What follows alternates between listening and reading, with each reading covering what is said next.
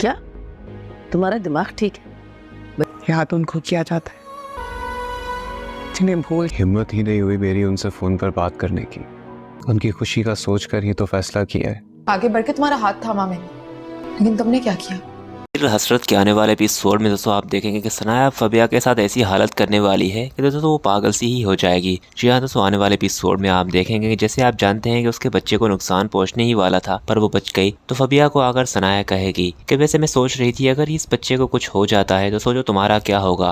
अरम तो तुम्हें एक पल के लिए भी यहाँ नहीं रखेगा, क्योंकि अरम को मैं जानती हूँ, वो अपने बच्चों को लेकर बहुत ही सीरियस है। और अगर तुम्हारा बच्चा इस घर में नहीं आया या तुमने अपने बच्चे का ख्याल नहीं रखा तो सोचो क्या हो सकता है तुम्हारे साथ। इस पर फबिया कहेगी कि ये बकवास बंद करे अपनी, मुझे आपसे अभी बहस नहीं करनी, और अगर मेरे बच्चे को कुछ भी हुआ तो मैं आपको नहीं छोड़ूंगी। सनाया कहेगी कि मैं इस तरह की घटिया हरकत नहीं करूंगी तुम्हारी तरह, जिस तरह तुमने की है एक शादीशुदा मर्द से शादी करके और फिर मेरे बच्चे छीनने की। मुझे तो सिर्फ इस बात का डर है कि कहीं तुम्हारी साजिशों की वजह से तुम्हारा बच्चा न खो जाए कहीं। तो ये बात फबिया को दिल से लगेगी और फिर वो ये समझेगी कि सनाया उसके खिलाफ कोई साजिश करने लगी है, यानी कि वो उसके बच्चे को मारेगी। इसलिए दोस्तों फिर जब वो बैठी होगी तो वो अरम को कहेगी कि मुझे सनाया पर बिल्कुल एतबार नहीं है, वो मेरे बच्चे को नुकसान पहुंचा सकती है।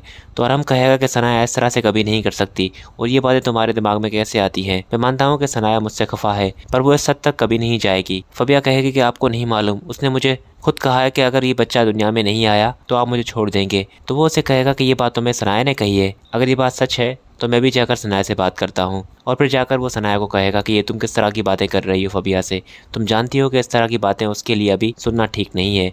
इस कंडीशन में उसे जितना हो सके इन बातों से दूर रखो। जिस पर सनाया उसे कहे कि मैंने तो उसे कहा था कि अपने बच्चे का ख्याल खुद रखो, यहाँ पर कोई मेड नहीं है जो उसके बच्चे का ख्याल रखेगी।